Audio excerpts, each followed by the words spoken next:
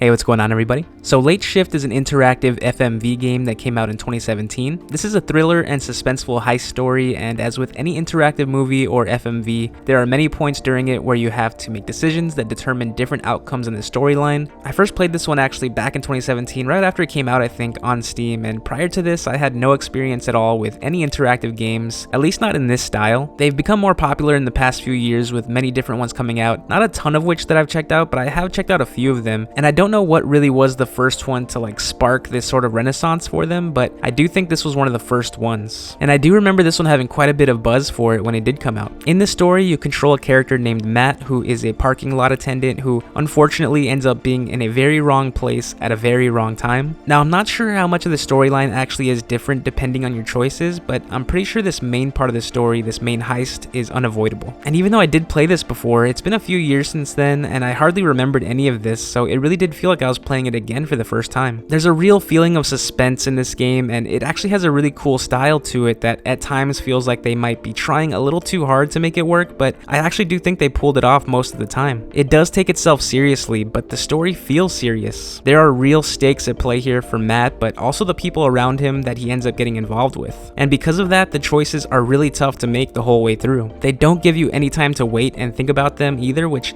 I do really enjoy because it lets the immersion of the movie just continue on with no breaks, but it does add a lot of that pressure on you to make a choice fast. Again, I don't know how important some of these choices actually are, but I think I do remember in my first playthrough making at least one decision that ended the game early because it was, the wrong decision to make, but I can't say if that's 100% true or not. But what I can say though after playing this again is that there are some decisions in here that actually really hurt me to try and figure out what to do. Because the story is so engaging and the situations that Matt gets himself in feel genuine, especially because of his emotions and reactions that this actor is exuding during them. It just really makes those actions, and more specifically the actions that I'm making him do, it affects how I felt too, because I was able to put myself in his shoes and think about how I would feel if I did what he was doing, and there are some moments here that are actually brutal just to watch. I legitimately felt like a bad person at least a couple times while playing this, but what's great about that is that even if you do kind of feel bad or regret something that you did, because it does usually lead to an interesting path that the story will go in, so you're kind of just making the game even more fun to play and watch unfold before you. And I mentioned the style before, and while it's not overly flashy or anything like that because it most likely is a lower budget production, it still has this really cool, slick energy about it. The music was great the whole time, even in the menu, and that added a lot to the overall mood of everything going on. It's obviously nowhere near as good as this, but it did actually make me think of a movie like Drive in that opening scene where it's really tense and puts you directly in that headspace of being a getaway driver. And I did feel that way at times here where it was like I was being put right into the mindset of being in this heist that I didn't want any part of. And that's a really fun premise to take part in. If you can nail down the energy and pace to a heist story, you pretty much can't fail. And at least for the portion of this game in my playthrough that centered around that, I thought it was great. And overall, I do think the whole thing in general has a great pace and flow to it. It took me just under an hour and a half to play it, and it felt like it really flew by actually. I was so laser focused on everything going on because I didn't want to miss out on a decision to make, and making sure that I at least knew the context for what the right or wrong thing to do was. And also the story in general was just very intriguing on its own. And the acting was pretty solid too.